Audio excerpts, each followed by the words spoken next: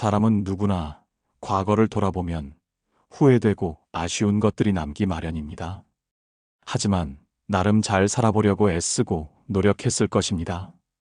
이제 인생의 중반 혹은 후반전을 살고 있는 분들, 원하던 것들을 다 이루지는 못했더라도 그동안 열심히 살아온 것에 박수를 보냅니다. 앞으로는 조금 더 여유롭고 가벼운 마음으로 살아가셨으면 좋겠습니다. 그러기 위해 마음을 비우고 더불어 집안 곳곳에 쌓여있는 물건들도 조금씩 비워내면 어떨까요? 버릴 것과 남길 것을 구분하며 정리하다 보면 지나온 삶을 정리하고 그리고 앞으로의 삶을 준비하는 조용한 성찰의 시간이 될 수 있습니다. 물건을 정리하는 일은 마음을 정리하는 일이기도 하니까요. 또한 집안에 각종 물건이 가득한 채 정리되어 있지 않으면 물건에 치여서 살게 됩니다. 특히나 혼자 사는 고령자의 경우 정리되지 않은 주거 환경이 정신 건강에 좋지 않은 영향을 줄 수 있습니다. 한국보건사회연구원의 조사에 따르면 불필요한 물건이 많은 주거 환경은 정서적 안정에 부정적인 영향을 미친다고 해요. 이는 우울감을 유발하고 삶의 만족도를 저하시킬 수 있습니다. 심리학자들은 정리되지 않은 공간은 불안과 우울감을 키우는 요인이 될 수 있다고 말합니다. 그런데 집안의 물건들을 좀 비우고 싶어도 뭘 버려야 할지, 어디서부터 시작해야 할지 막막하신가요? 유품 정리사의 조언을 통해 집안에 있는 물건들 중 버려야 하는 6가지에 대해 알려드리겠습니다. 더불어서 정리하는 꿀팁도 안내해 드릴게요. 저는 유품 정리사입니다. 고인이 생전에 사용하던 물건들을 정리하고 집안 환경을 재정비하는 일을 합니다. 고인의 모든 물건들을 버릴 것과 남길 것, 그리고 중고로 판매할 수 있는 것으로 분류해 유가족들이 결정할 수 있도록 안내하죠. 하지만 저희가 하는 일은 단순히 물건을 치우는 것이 아닙니다. 한 사람의 삶의 흔적을 깨끗하게 정리하고 남겨진 이들의 마음을 어루만지는 감정 노동이 짙은 일이죠. 정리하는 과정에서 편지, 사진, 일기장 등이 발견되면 유가족들에게는 그 어떤 물건보다도 소중한 마지막 인사가 되기도 합니다. 그 순간 저희도 울컥할 때가 많습니다. 하지만 반대로 집안 구석구석에 물건들이 너무 많을 때는 정리가 참 어렵습니다. 고장난 물건, 쓸모를 잃은 오래전 물건까지 불필요한 것들로 가득 차 있으면 대체 왜 이런 걸 안 버리고 계속 가지고 있었던 걸까 하면서 당황하거나 눈물을 터뜨리는 자녀들도 있습니다. 그래서 저는 말씀드리고 싶습니다. 60세 이상인 분들은 집안을 정돈해 두는 습관을 들이고 필요 없는 물건을 조금씩 버리는 것이 좋습니다. 이는 자기 자신을 위한 일이기도 하지만 언젠가 내가 떠난 후 남겨진 가족을 위한 배려가 될 수 있습니다. 버려야 하는 물건, 첫 번째는 유통기한이 한참 지난 약입니다.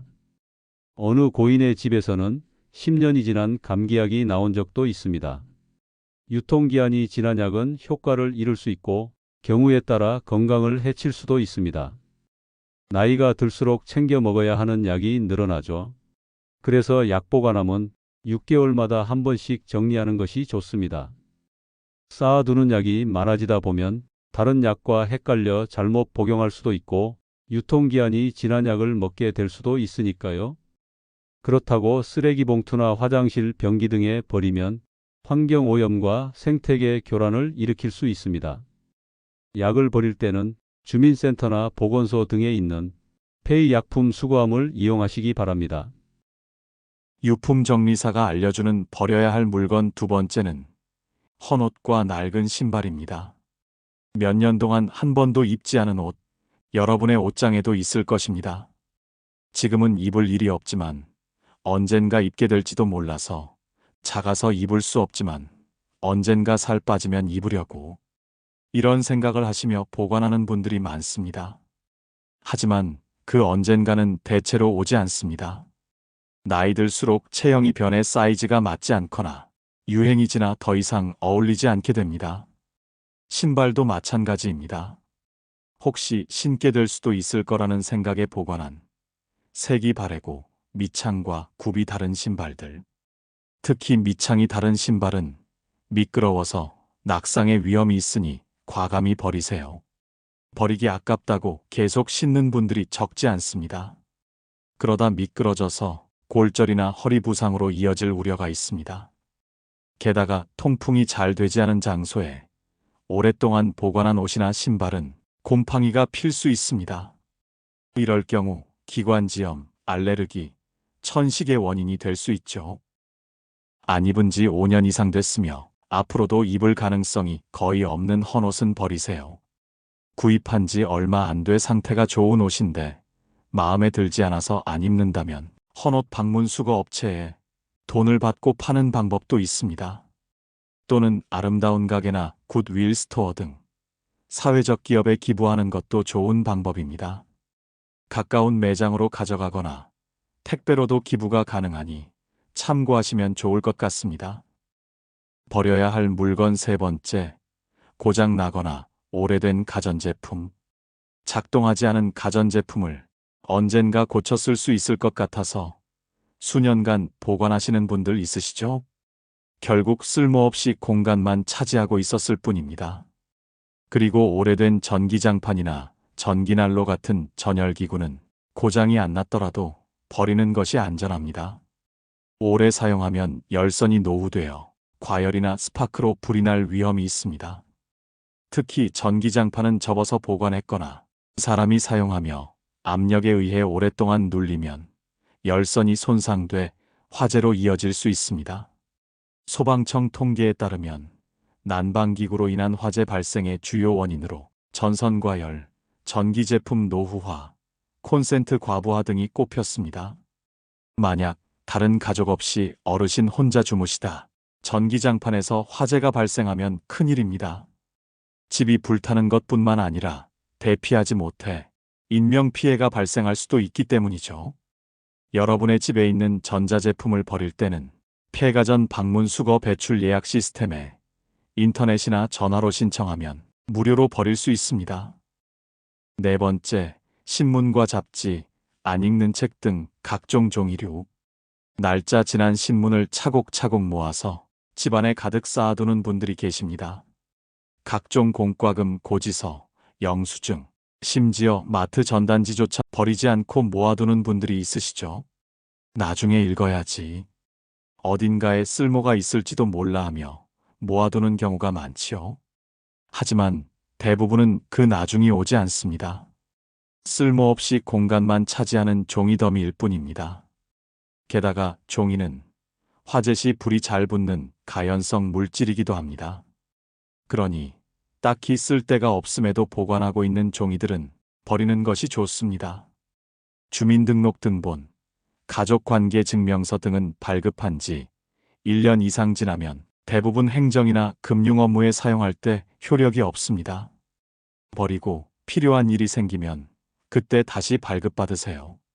매매계약서나 임대차 계약서 같은 부동산 관련 서류, 보험증권, 연금 관련 서류는 함께 모아서 찾기 쉬운 곳에 보관하세요.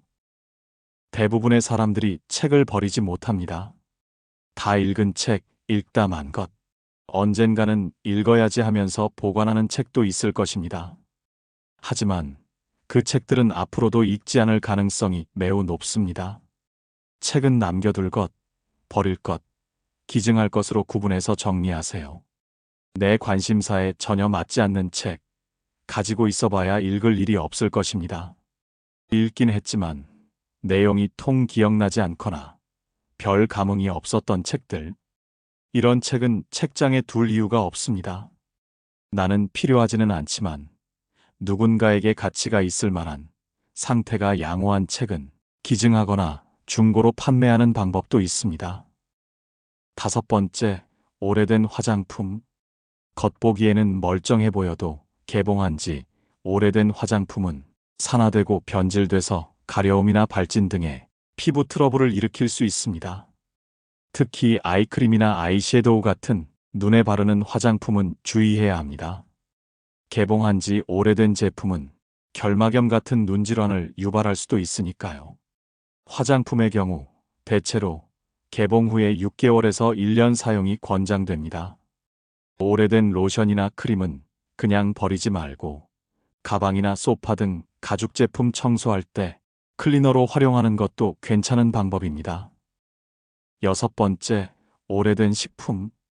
유통기한 지난 통조림, 각종 조미료, 언제 만들었는지조차 기억나지 않는 반찬들 버리세요. 주방과 냉장고 공간을 낭비할 뿐만 아니라 오래된 식품은 건강을 해칠 수 있는 위험 요소로 작용합니다. 대표적인 것이 들기름입니다. 뚜껑을 개봉한 들기름을 주방 싱크대나 수납장에 보관하시나요?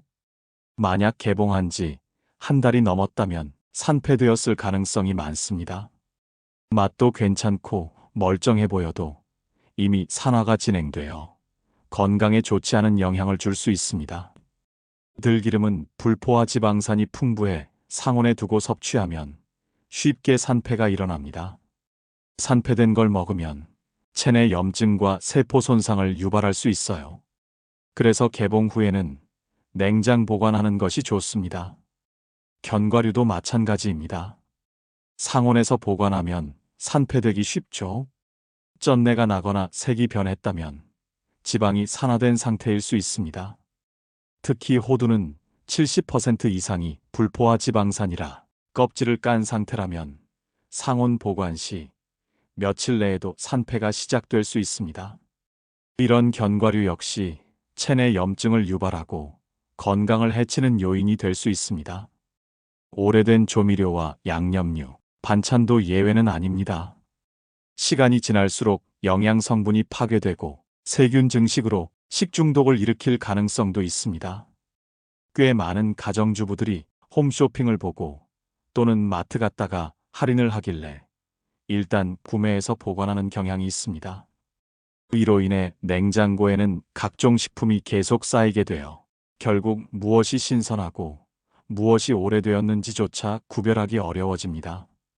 냉장고 정리는 한 번으로 끝낼 게 아니라 주기적으로 점검하고 비우는 습관이 필요합니다. 지금까지 이야기를 들어보니 나도 정리를 좀 해야겠다라는 생각이 드시나요? 물건을 비우기로 결심했다면 한꺼번에 처리하려고 하지 마세요. 정리 정도는 한 번으로 끝나지 않습니다. 하루 종일 하다 보면 지쳐서 중간에 그만두기 쉬우므로 하루에 1시간 정도씩만 하셔도 됩니다. 그리고 정리 기준을 세우는 것이 좋아요. 정리수납 전문가들은 다음과 같은 방법을 권합니다. 물건을 담을 수 있는 종이박스 또는 수납 정리함을 3개 준비합니다. 첫 번째 정리함에는 버릴 것을 담으세요. 오랫동안 사용하지 않았고 앞으로도 사용할 가능성이 없는 물건이 해당됩니다. 안 입는 옷과 신발, 고장난 물건, 유통기한이 지난 제품들입니다. 쓸 일이 없고 위생과 안전에 해가 될 수 있는 물건은 버리는 것이 좋아요. 두 번째 정리함에는 남길 것을 담으세요. 자주 사용하는 건 아니지만 앞으로도 쓸 가능성이 있는 물건이 해당됩니다. 그리고 쓸모는 없지만 소중한 추억이 담긴 물건도 여기에 담으세요.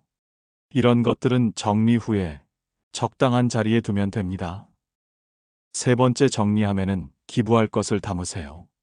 나한테는 필요 없지만 누군가에게 쓸모가 있는 물건이 해당됩니다.